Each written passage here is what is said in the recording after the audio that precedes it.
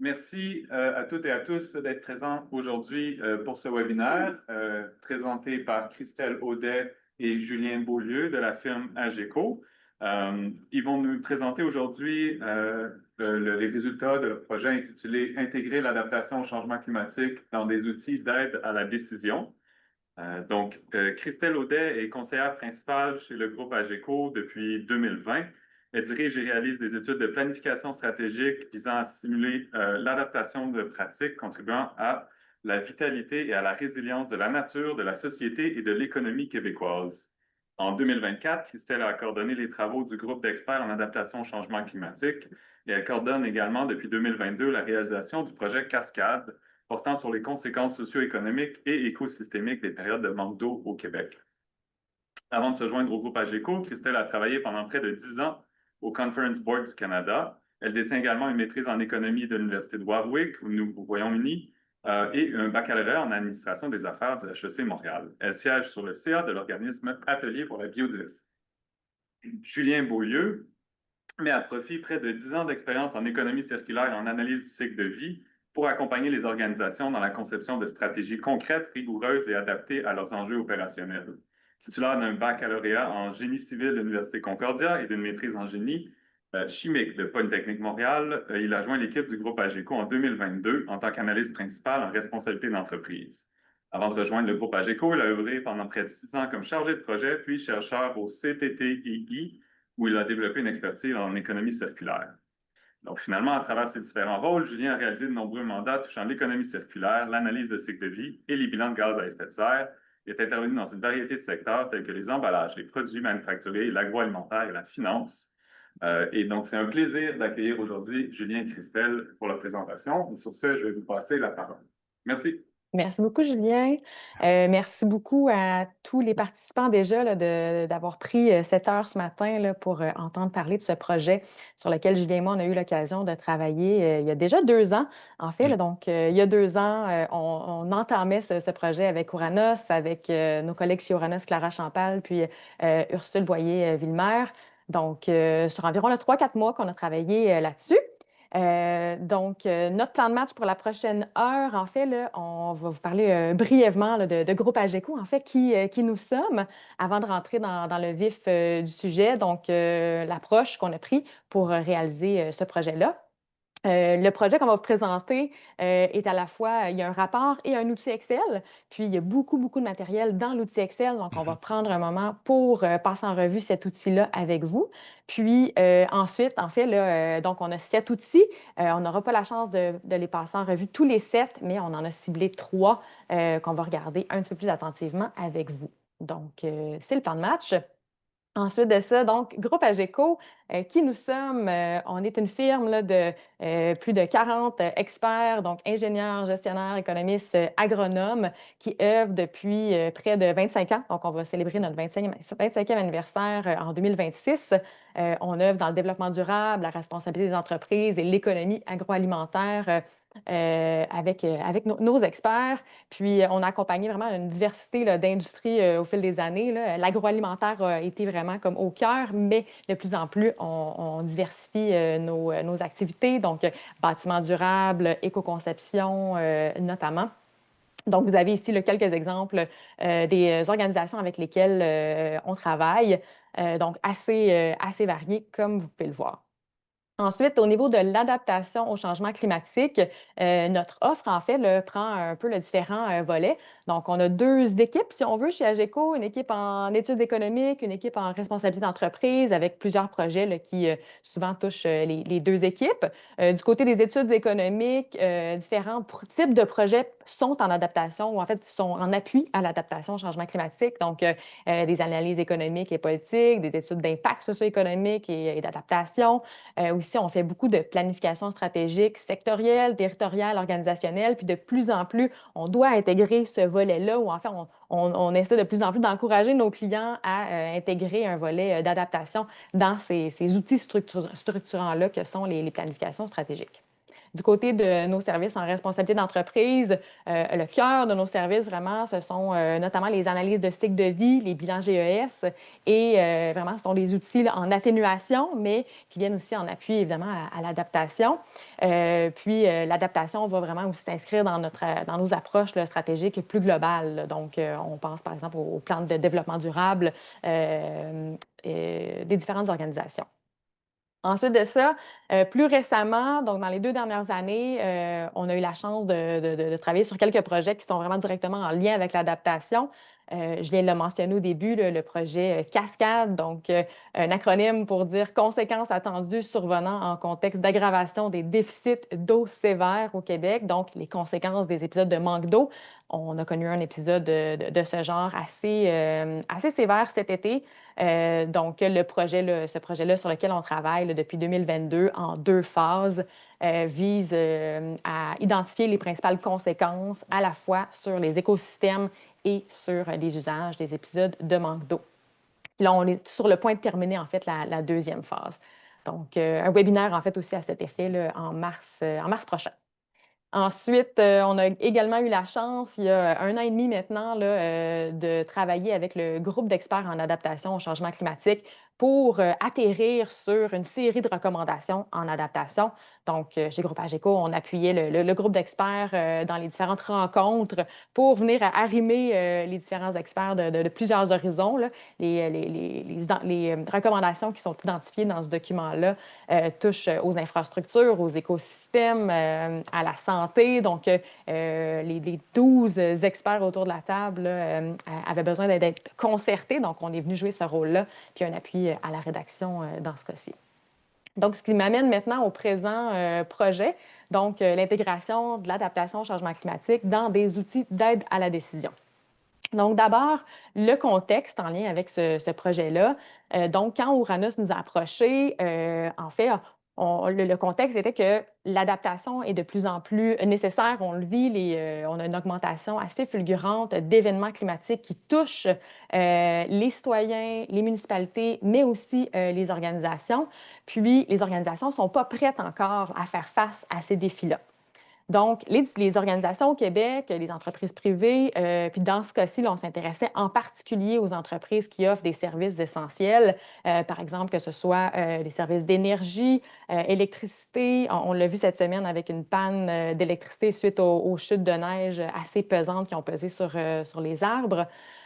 Donc, des entreprises là, qui offrent des services essentiels comment pourrait-elle intégrer l'adaptation dans des outils qui sont existants? Donc, les organisations ont différents outils et en fait, avec Uranus, 7 outils ont été sélectionnés. Et ensuite, pour ces 7 outils-là, Groupe AGECO, là, on nous a mandaté de réaliser un balisage des bonnes pratiques pour faciliter l'intégration de l'adaptation au changement climatique à ces outils-là. Donc, comme je le disais tantôt, c'est un projet qui a été réalisé à l'automne 2023. Donc, ensuite, les 7 outils d'aide à la décision qui ont été sélectionnés. Donc, d'une part, on peut les classer, dans le fond, selon les 4 étapes, si on veut, là, dans la chaîne un peu là, de l'entreprise. Donc, si on part de la stratégie et de la gestion des risques jusqu'à l'exploitation et les opérations. Donc, on commence avec l'analyse de marché, l'appréciation des risques physiques.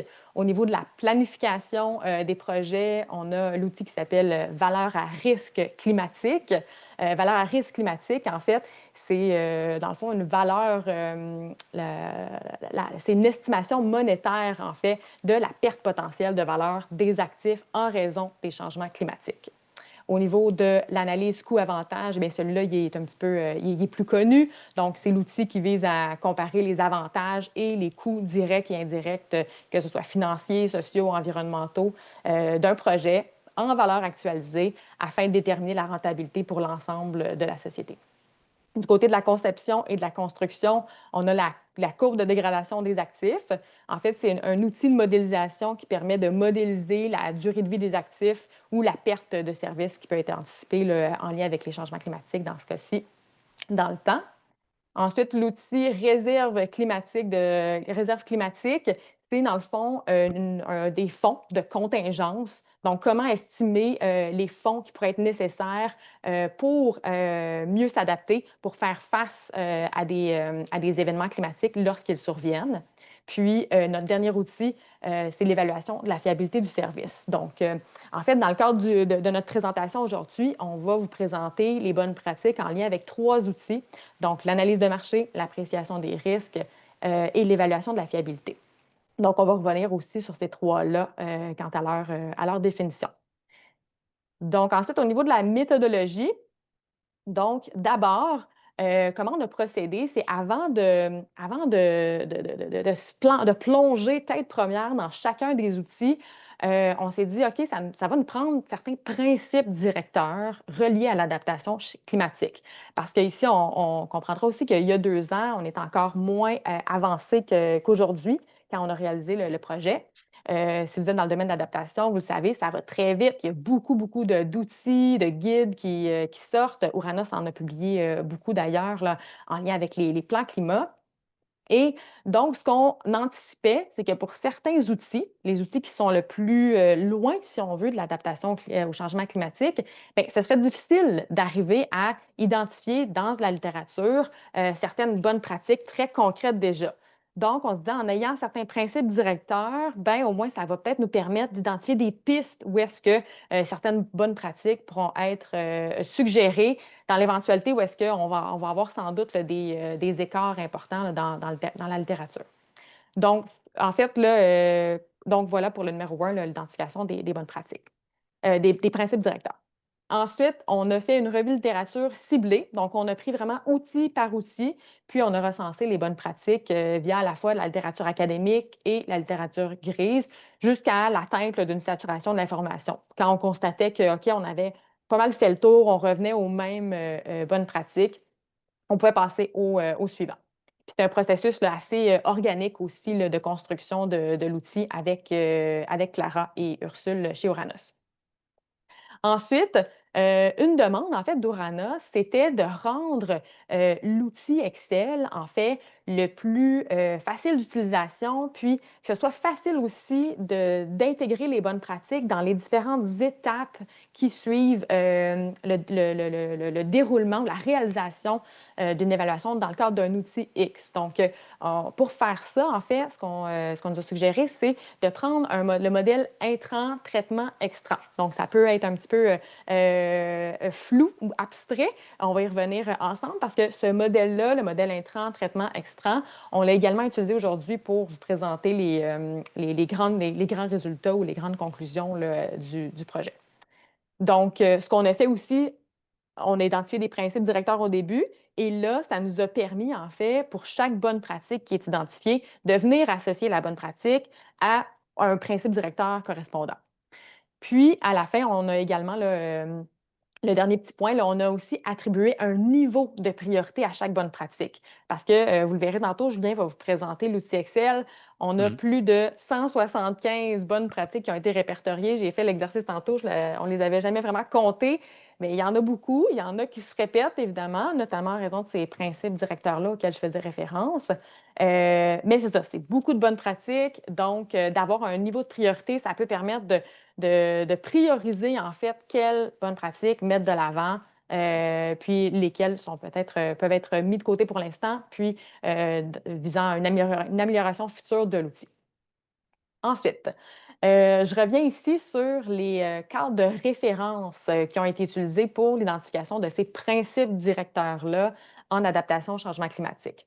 Donc, vous avez la liste ici. Je ne passerai pas au travers de façon exhaustive, mais grande ligne. Donc, tu peux revenir le plan pour une économie verte, la stratégie nationale d'adaptation du Canada, ensuite le TCFD, TNFD et quelques autres là, publications qui, ensemble, là, il y avait souvent des thèmes connexes qui revenaient et ce sont ces thèmes-là qui nous ont permis d'arriver à ces principes directeurs-là qui sont présentés dans la diapo suivante.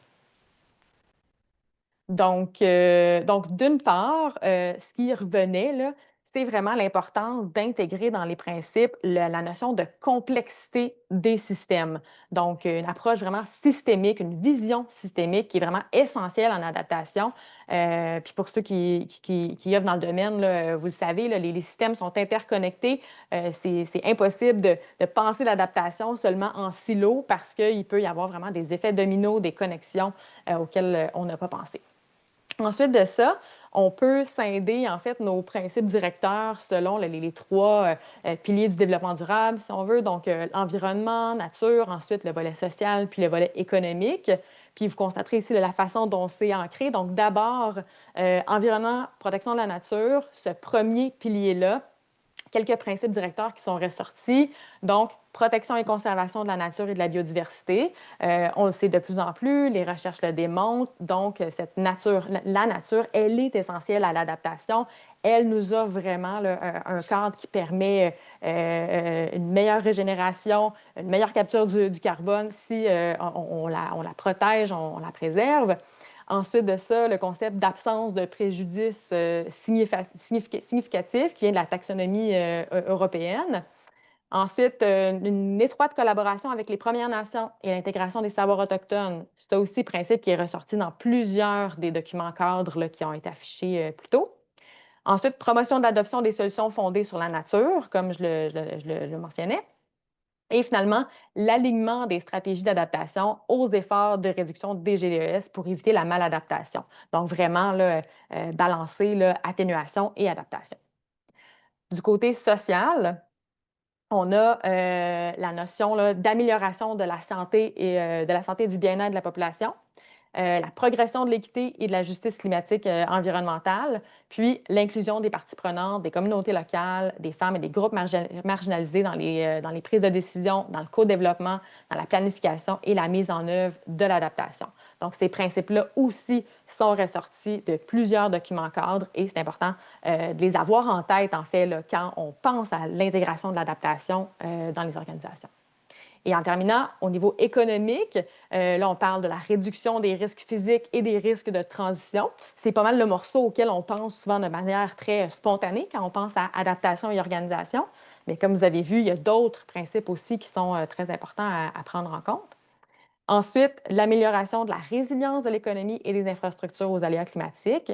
Puis finalement, la démonstration que prendre des mesures d'adaptation, eh bien, ça peut être rentable en fait. Et de plus en plus d'études le démontrent également qu'investir en adaptation peut sauver énormément de coûts dans le futur. Et donc, je vous parlais tantôt du modèle intrant, traitement, extrant, auquel qu'on a adapté en fait là, aux différents outils. Donc, avant qu'on vous présente chacun des outils, ça vaut la peine qu'on passe un peu là, de quoi on parle quand on parle de cet outil-là, donc intrant, traitement, extrant. Donc, les intrants, en fait, pour chacun des outils, on parle ici, on réfère en fait aux différentes étapes qui sont à réaliser avant de traiter l'information. Donc, avant même que toute analyse soit réalisée, qu'est-ce qu'on a besoin d'aller collecter comme information? Quelles sont les informations et données là, quantitatives ou qualitatives à recueillir? Donc, on est vraiment dans l'étape là, débroussaillage. Donc, on vient ici à l'étape intrant, là, préciser des éléments comme les objectifs à l'étude, les hypothèses, des scénarios, des méthodologies.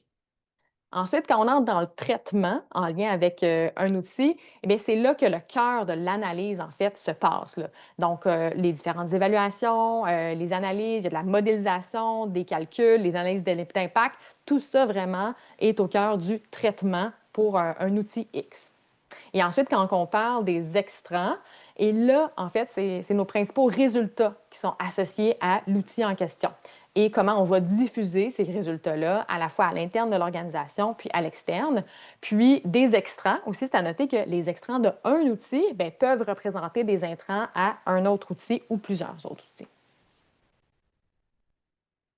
Ensuite de ça, je vous en avais parlé tantôt, on a classé en fait là, la priorité des bonnes pratiques en adaptation selon quatre niveaux. Donc, premier niveau, les bonnes pratiques qui sont indispensables, donc les must-have. Ce sont les pratiques qu'on considérait qu'elles devraient être faites le plus tôt possible pour intégrer l'adaptation. Ensuite, on a les pratiques essentielles, les should have, donc les pratiques qui devraient être faites, mais pour lesquelles ce n'est pas nécessairement critique là, au bon fonctionnement de l'outil.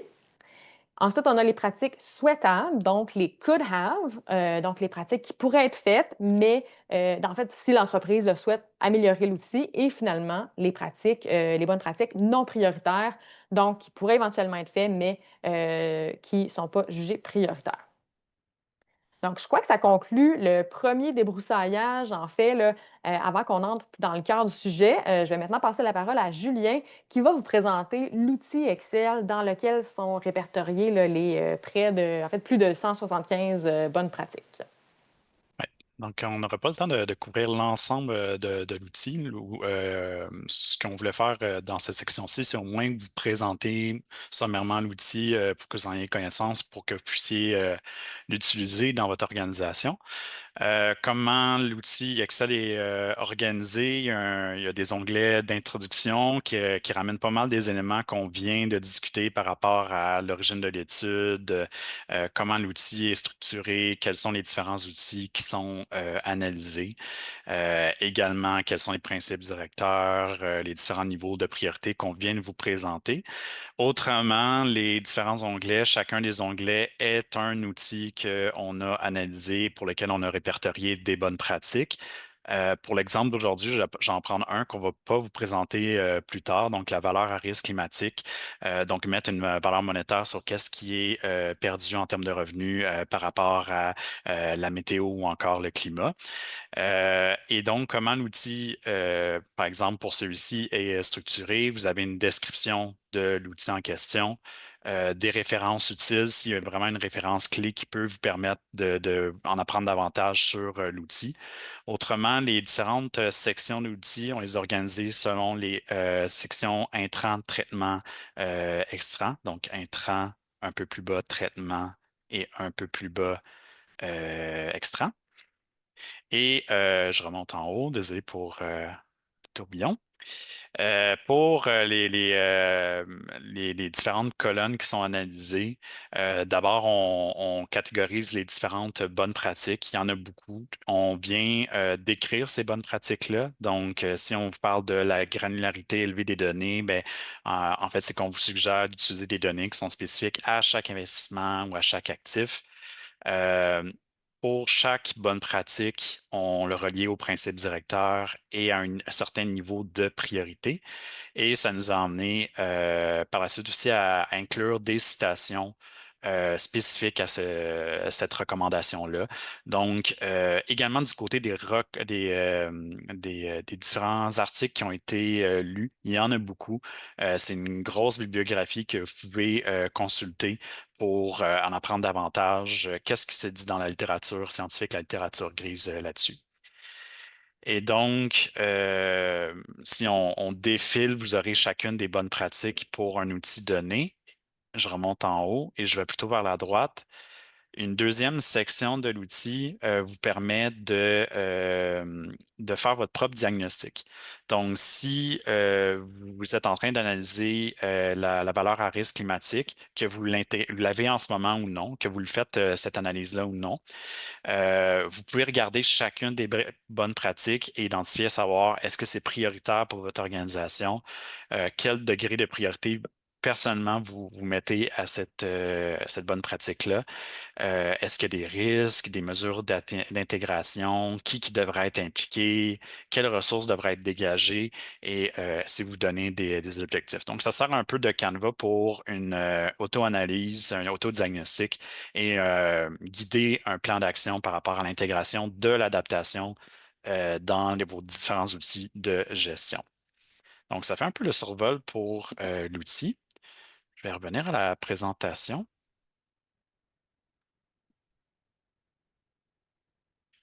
Donc, la prochaine section, on veut vous présenter trois outils de manière plus détaillée pour que vous ayez une certaine idée du type de recommandations de bonnes pratiques qui ont été recensées. Donc, on met l'accent sur trois outils parmi les sept.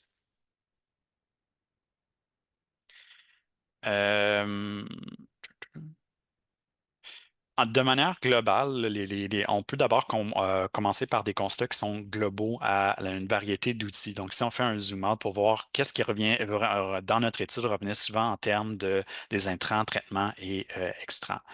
Du côté des intrants, revenait souvent l'idée d'engager des parties prenantes très tôt dans le processus. D'identifier des aléas extrêmes, des aléas graduels qui sont le plus susceptibles d'affecter votre organisation.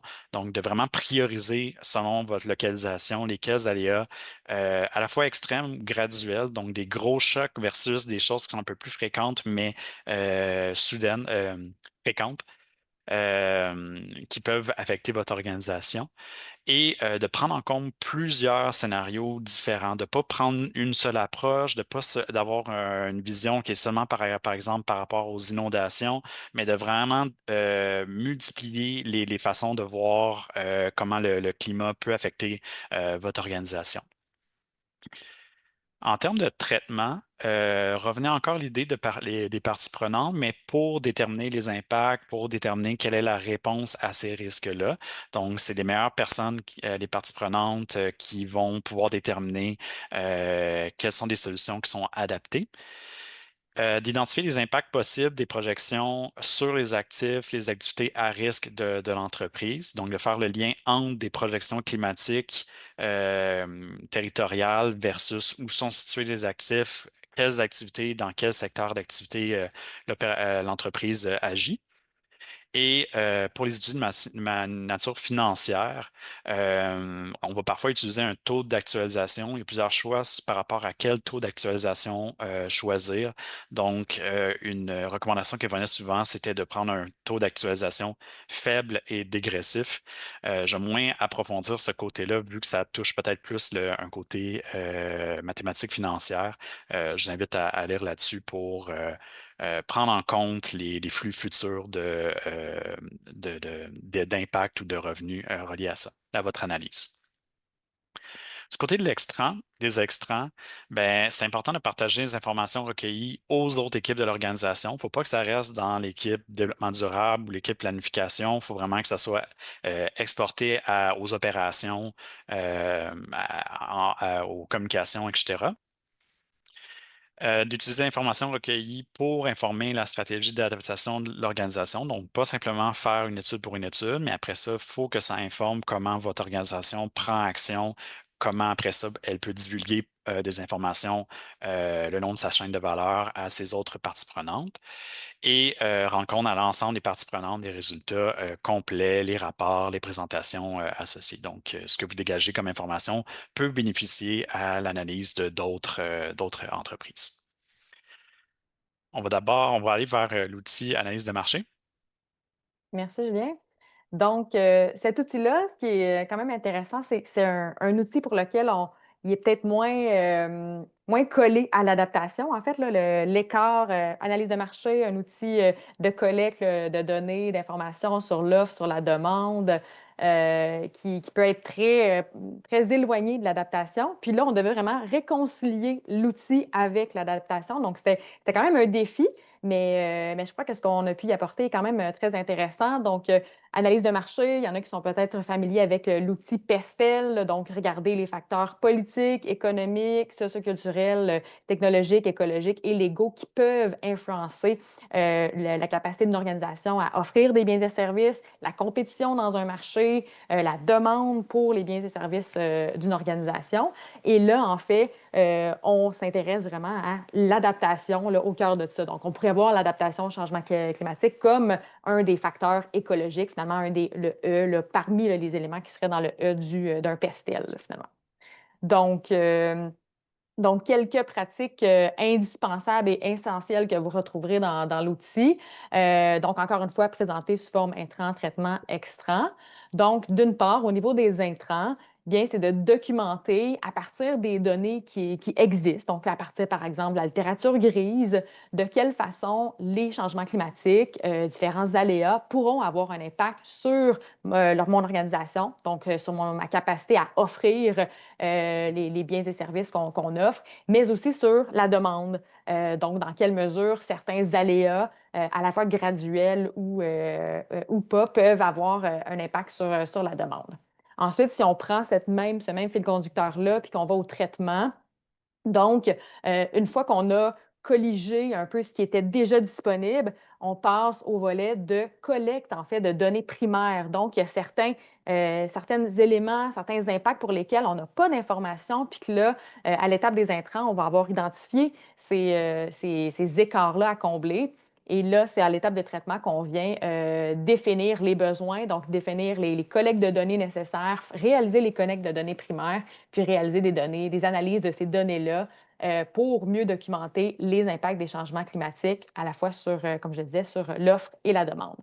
Puis, ce qui nous amène aux extrants par rapport à ça, eh bien, selon l'information qui va être soulevée, en fait, il y a sans doute de l'information qui pourrait être intéressante et même nécessaire de partager à d'autres équipes. Et je pense notamment ici en appui là, à la divulgation d'informations sur la durabilité et les changements climatiques en lien avec les normes là, IFRS S1, S2 qui ont été récemment aussi adoptées à l'échelle canadienne.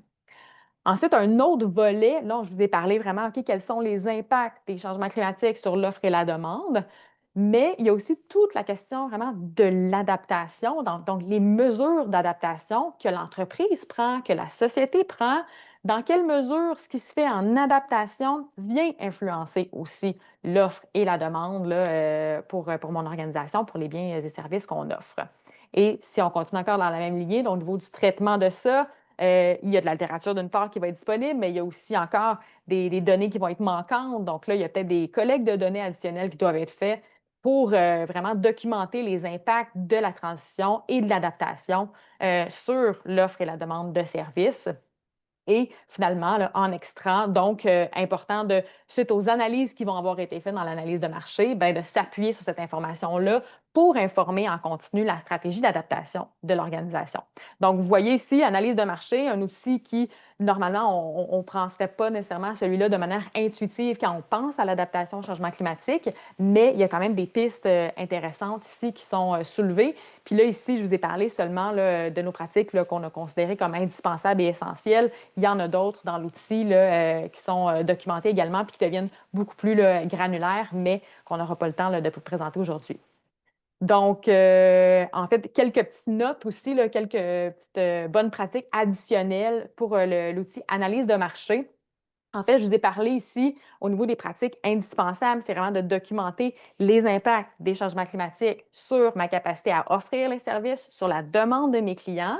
Mais ce qu'on suggère aussi, puis vous allez le voir dans l'outil, c'est d'aller aussi une coche de plus, en fait, de se dire, OK, lorsque les changements climatiques affectent ma capacité à livrer mon service ou à livrer mes biens, bien, dans quelle mesure, par ricochet, les éléments que vous voyez à l'écran, donc santé des populations, la justice climatique, les écosystèmes et les Premières Nations, sont aussi affectés. Donc, c'est important. Ici, on ne l'a pas mis comme indispensable, mais c'est des réflexions qui sont quand même importantes parce que les événements climatiques extrêmes vont avoir des répercussions importantes sur les capacités des organisations à livrer leurs services et par ricochet sur les populations plus vulnérables également. Donc, pourquoi c'est important là, de prendre également ce deuxième niveau-là en considération? Tu peux afficher le deuxième picot, Julien. Donc, c'est parce que ces impacts-là pourraient notamment comporter des risques réputationnels importants pour l'organisation qui ensuite pourraient aussi avoir une influence par ricochet sur l'offre et la demande de produits et services pour l'entreprise. Donc, par exemple, il y a un événement climatique extrême. Est-ce que des populations vulnérables pourraient être touchées en lien avec un bris de service de mon organisation? Comment ça pourrait là, vraiment affecter ensuite là, la réputation puis ma capacité finalement à garder l'engagement envers mon entreprise puis ma clientèle. Donc, je conclue ici sur l'outil analyse de marché. On va passer maintenant aux deux autres outils avec Julien. Ouais. Un deuxième outil, c'est sur l'appréciation des risques climatiques. Donc, c'est un outil qui se situait plus dans le volet stratégie et planification. Ici, pour illustrer un peu cet outil-là, je vous ai mis un visuel qui a été développé par l'Ordre des ingénieurs dans son guide de pratique, qui donne un peu comment d'habitude on peut faire une appréciation des risques climatiques. C'est une étude dans laquelle on va établir un contexte, on va identifier certains risques, on va les analyser, voir quels sont leurs impacts, quelles sont leurs probabilités, quelles sont leur occurrence, la fréquence d'occurrence, c'est quoi la gravité, quels sont les impacts que ça peut avoir sur l'organisation. Et va venir ensuite une série d'étapes où est-ce qu'on traite le risque, on voit quelles sont des possibles mesures d'atténuation et quel est le risque résiduel une fois que ces mesures sont mises en place. Et autour de ça, ben, il y a différentes étapes de communication, de consultation, de suivi puis de revue, vu que c'est un processus qui est itératif. Je vous invite à aller consulter justement le guide publié par l'Ordre des ingénieurs. On va un peu plus en détail que ces différentes étapes-là. On le brise en 12 étapes différentes. Ça peut alimenter votre réflexion. Typiquement, dans l'appréciation des risques climatiques, on va faire appel à des matrices où est-ce qu'on va regarder la probabilité qu'un événement va arriver versus quelle est sa gravité. Et donc, on va à la fois essayer d'analyser des risques qui sont très peu fréquents, mais très graves, ou encore qui sont très fréquents, mais qui ont peut-être moins de conséquences. Ce qui revenait en termes de pratiques indispensables et essentielles pour l'appréciation des risques climatiques. D'abord, du côté des intrants, ben, il faut faire vraiment une priorisation de quels sont les aléas extrêmes et graduels qui sont susceptibles d'affecter l'organisation. Donc, de vraiment faire une recension de comment les changements climatiques vont affecter le climat, la météo, et comment après ça, ça peut devenir des événements qui vont affecter vos activités. C'est important à ce processus-là d'impliquer les parties prenantes, comme on l'a déjà mentionné. Et ce qui revenait comme recommandation, c'est de prendre en compte différents scénarios. Donc, pas simplement prendre une seule projection climatique, mais de voir à travers différentes projections climatiques. Est-ce qu'on est dans un 1,5, on est entre 1,5 degrés? Est-ce que on regarde à la fois différents aléas? Est-ce qu'on est dans un scénario qui est de type choc? Donc, qu'est-ce qui peut arriver d'un coup si plusieurs aléas sont combinés ensemble? C'est d'avoir une variété d'analyses peut être utile. Un peu relié à ça, c'est d'évaluer ensuite la vulnérabilité des systèmes, des processus, par rapport aux différents aléas qui ont été identifiés, d'identifier les risques qui sont sur toute la chaîne de valeur. Donc, si la météo ou le climat affecte vos fournisseurs ou vos clients, mais ça va avoir un impact sur votre organisation. Donc, il faut prendre cette analyse-là de ne pas simplement regarder l'organisation telle qu'elle, mais vraiment ses fournisseurs directs, ses collaborateurs directs, et ensuite même des collaborateurs indirects, les différents réseaux d'eau, électricité, infrastructure, etc. Donc, et comment la complexité de ces systèmes-là va venir affecter votre organisation. Et même à cette étape-ci, ça va être important de prendre en compte les parties prenantes pour déterminer quelle réponse on veut donner à ces risques-là. Je vous conseille aussi d'aller voir du côté de comment publier vos résultats, d'aller voir du côté de la norme IFRS. Ça vous donne beaucoup d'informations sur comment divulguer vos informations par rapport aux risques identifiés et la réponse que vous avez identifiée. Et ça va aussi servir, toute cette information-là, bien, on espère que ça sert pour votre plan de résilience et d'adaptation. Donc, une fois que vous avez identifié qu'il y a des risques, c'est important de s'attarder à un plan à ce moment-là. Ce qui revenait comme bonne pratique, pas nécessairement des pratiques qui étaient importantes, mais qui revenaient beaucoup, c'est par rapport aux risques systémiques. Autrement dit, le climat, c'est un système complexe, l'économie, c'est un système complexe. Donc, si on associe les deux, il peut y avoir beaucoup d'effets d'interaction. Donc, c'est important d'avoir une vision très systémique, très large quand on fait cette modélisation-là ou cette évaluation-là. De pas simplement voir les impacts en silo, comme on vous l'a mentionné précédemment, donc de simplement vous attarder aux inondations, par exemple, mais de vraiment voir quel est l'effet combiné de différents aléas, de voir des effets en cascade si un aléa entraîne une perte de fiabilité qui va ensuite être décuplée par un autre aléa par la suite. Donc, les changements climatiques vont nous challenger en ayant des effets qui sont combinés et en cascade. Et de bien comprendre les interactions, les interpendances sectorielles, géographiques dans l'analyse et l'évaluation du risque. Pour cet outil-là, appréciation des risques climatiques, on était beaucoup plus dans une perspective planification. Le penchant de si on veut prendre la même vision, mais plus au niveau des opérations, on a appelé ça de l'évaluation de la fiabilité du service. Donc, c'est une analyse qui est un peu plus approfondie, où est-ce qu'on veut regarder par infrastructure, par activité clé, quels sont les impacts des changements climatiques, quelles vont être la réponse. Donc, on est un peu plus près justement du plan d'adaptation. Je vous ai mis ici une image qui est tirée de l'International Energy Agency qui donne un peu une idée de qu'est-ce qui peut arriver quand il y a un événement.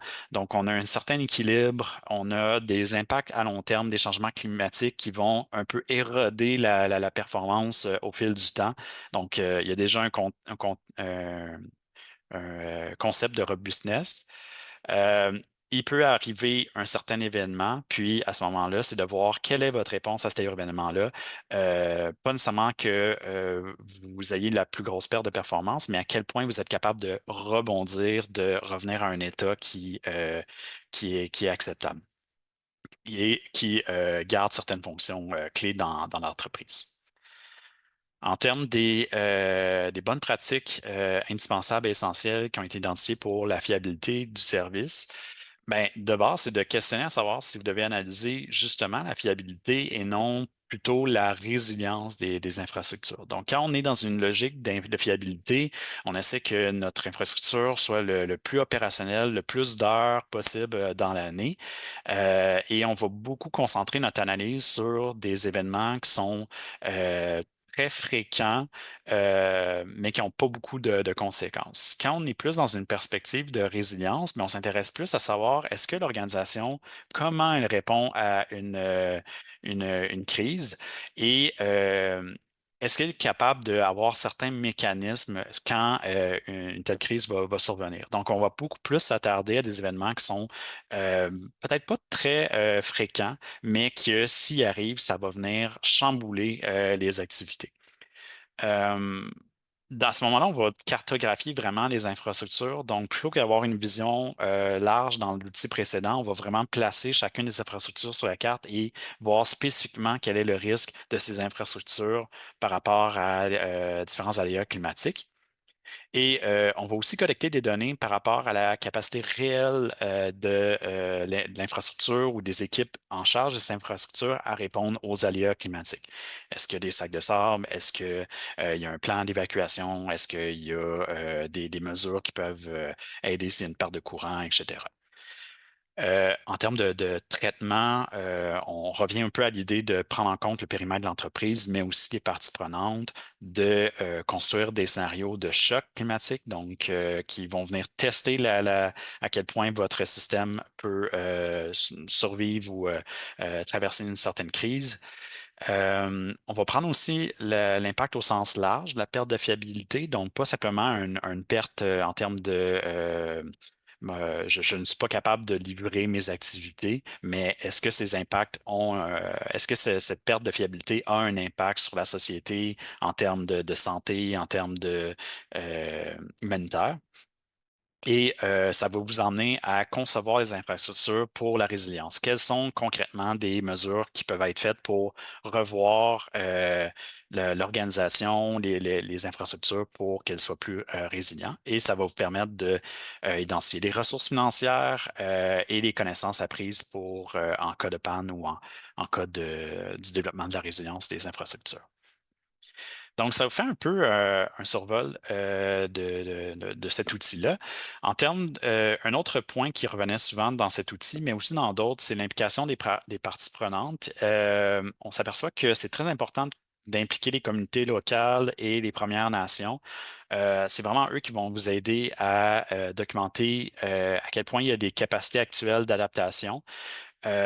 Quels sont les impacts vraiment sur des groupes vulnérables? Quels sont les services essentiels qui sont nécessaires en cas de différents aléas? Ils vont aussi vous aider à construire des scénarios qui sont qualitatifs. Donc, on vous parle beaucoup de choses quantitatives dans la présentation, mais il y a quand même une place par rapport à faire des scénarios qui sont qualitatifs, de se construire des histoires par rapport à qu'est-ce qui peut arriver avec des aléas climatiques. Et ils vont aussi vous aider à trouver des solutions qui sont peut-être non techniques, comment mieux s'organiser plutôt que de construire quelque chose. Et ben, si vous impliquez les parties prenantes, ben, ça va leur donner un certain sentiment d'appartenance, ça va alors être un sentiment d'appropriation de la démarche d'adaptation et ils vont avoir davantage confiance en votre organisation par rapport à ça. Puis, ça va influencer leur propre comportement, donc ça va peut-être leur guider dans leur réflexion sur est-ce qu'eux-mêmes ont une certaine résilience par rapport au changement climatique et est-ce qu'ils doivent prendre des actions personnelles.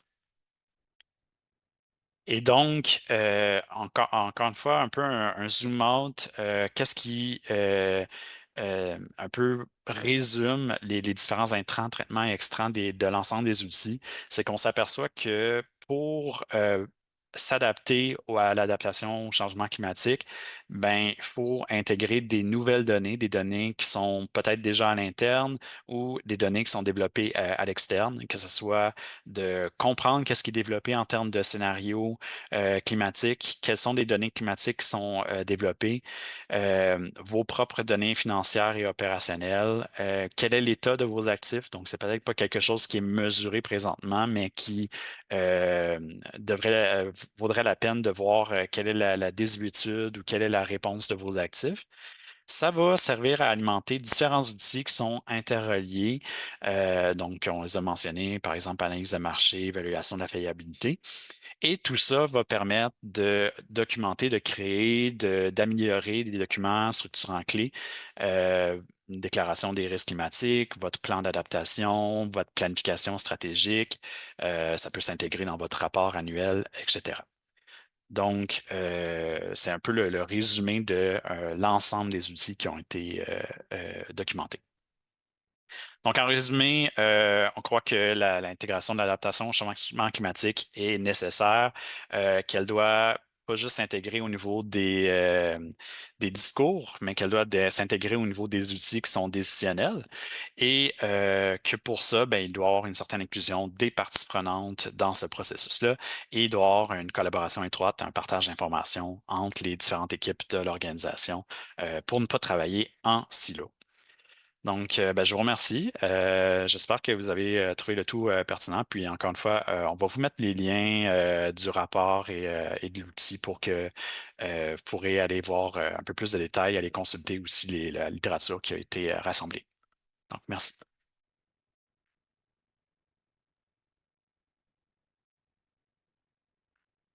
Je crois qu'on avait un peu de temps pour des questions, il y en avait.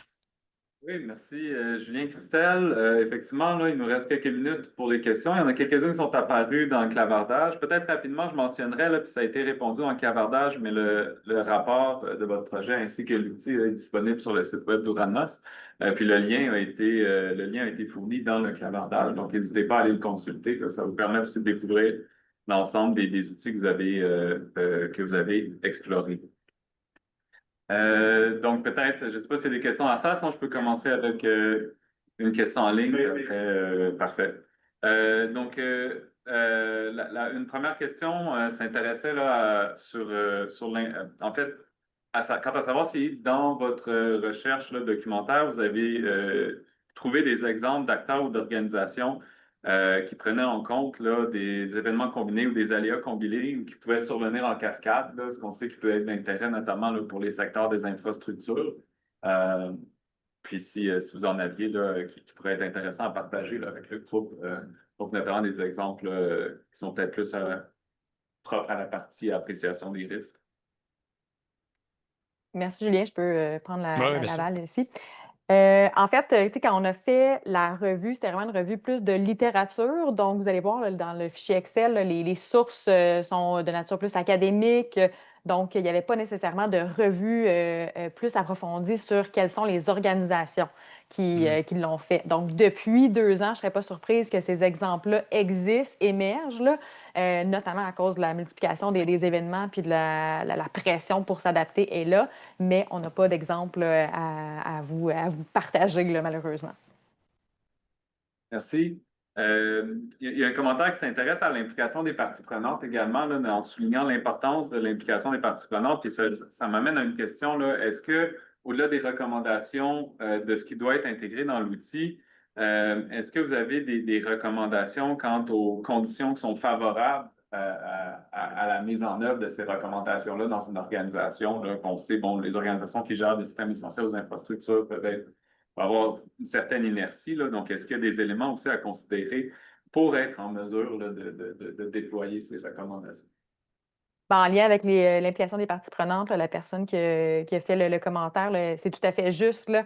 C'est essentiel. Puis, ce qu'on a constaté, c'est que peu importe l'outil, ça peut être vraiment à forte valeur ajoutée, non seulement pour l'organisation, mais aussi pour la communauté. Puis, ce qui est vraiment crucial ici, c'est l'implication, mais très tôt dans le processus, là. Donc, il y a vraiment une valeur ajoutée à aller chercher ces connaissances-là très tôt parce que ça peut nous pister vers des avenues auxquelles l'organisation n'avait pas du tout pensé. Puis, quand on le fait trop tard, bien là, à la fois pour la mobilisation de nos parties prenantes, puis notre capacité après ça à réagir à ces nouvelles informations-là sont aménisées. Donc, si, pour le faire très brièvement, vraiment plus tôt, très tôt dans le processus, c'est là que ça peut avoir le plus d'impact. Et Christelle, je pense qu'on avait une question dans la salle, puis après, on peut en prendre une ou deux en ligne encore. Gabriel? Ouais, je me demandais, est-ce que vous savez s'il y a des organisations, des compagnies qui ont commencé à utiliser votre outil? Et si oui, est-ce que vous avez déjà une rétroaction sur ce qui avait été fait? C'est une excellente question, puis je vais peut-être rediriger la question vers Ouranos, en fait, étant donné qu'on a réalisé l'outil là, vraiment pour Ouranos, puis Ouranos ensuite accompagne différentes organisations. Donc, nous, là, on n'a pas nécessairement cette information-là, mais peut-être qu'Ouranos a plus d'informations sur l'utilisation finalement, là. Donc, notamment au niveau des téléchargements qui ont été faits sur le site ou avec d'autres accompagnements qui ont pu avoir lieu depuis les 2 dernières années. Je n'ai pas l'information quant aux téléchargements là, qui ont été faits sur le site. On sait que c'est d'intérêt. Nous, on a utilisé personnellement dans différents accompagnements l'information qui est issue, là, pas nécessairement de façon intégrale, mais à la pièce, selon les enjeux et les contextes. Là, c'est sûr que ce que vous avez rassemblé comme information est utile là, pour l'accompagnement qu'on peut faire auprès de certaines organisations. Et c'est ce qui. Je rajouterais aussi là, que tout ce que vous avez dans l'outil est pertinent. Puis il y a aussi toute la question de justement comment une organisation peut se structurer au niveau de la gouvernance et et de la coordination de ses actions à l'interne pour être en mesure d'appliquer ces recommandations-là. C'est ce que ça ressort comme étant un enjeu d'intérêt aussi. On avait quelques questions en ligne. Notamment autour de la figure qui avait été présentée, Julien. Est-ce on pose la question à savoir est-ce que c'est une figure qui était issue d'une norme ISO ou de l'ordre des ingénieurs? Je crois que c'était pour référence pour le Oui, suivi. j'aurais dû mentionner, mais oui, effectivement, j'ai cité l'ordre des ingénieurs, mais effectivement, ça a été repris d'une norme ISO. Mais je vous invite quand même à aller voir le guide en question, vu qu'ils vont après ça détailler ces différentes étapes-là. Mais oui, bon point. J'ai pas le nom, le titre spécifique de la norme ISO, mais c'est celle sur les risques. Merci beaucoup. On arrive à la fin. Il y a une question, il y a plusieurs questions qui ont été posées dans le chat quant à savoir au niveau de la disponibilité du PowerPoint. Donc, l'ensemble des webinaires Ouranos sont enregistrés et sont rendus disponibles sur le site web d'Ouranos dans les jours qui suivent la tenue du webinaire. Donc, n'hésitez pas à aller consulter le site pour cette information. Et en fait, je clorai la session avec une dernière question. Quant à savoir, en fait, est-ce que ces critères-là, en fait, que vous avez fait ressortir, ou ces bonnes pratiques-là, est-ce que vous savez si ce sont des bonnes pratiques qui sont habituellement prises en compte par les entreprises au niveau des pratiques ESG ou des bonnes pratiques ESG, ou est-ce qu'il y a un effort additionnel à faire là, pour justement améliorer là, les pratiques et peut-être que les critères ESG peuvent être un point d'entrée là, pour l'intégration de ces pratiques-là? Effectivement. Peut-être encore une fois, Vas-y, Julien. Vas-y. bon, on n'a pas nécessairement fait un survol des organisations pour voir comme est-ce qu'elles ont intégré ces bonnes pratiques-là. C'est sûr que il y a un écart entre qu'est-ce qui est amené par la littérature versus qu'est-ce qui est vraiment observé dans les organisations. C'est des modélisations complexes qu'on demande de faire, c'est des processus additionnels, c'est aussi une logique peut-être différente que peut-être des organisations sont habituées ils travaillent trop en silo. Donc oui, il y aura peut-être des efforts additionnels à mettre en place pour adapter l'entreprise là-dessus. Merci beaucoup. Merci Julien et Christelle pour votre présentation, les réponses aux questions, puis le partage. Puis merci à tout le monde en ligne et dans la salle. Au plaisir. Merci à Uranus pour l'opportunité, puis merci à tous pour votre participation aujourd'hui. C'est un plaisir. Bonne journée.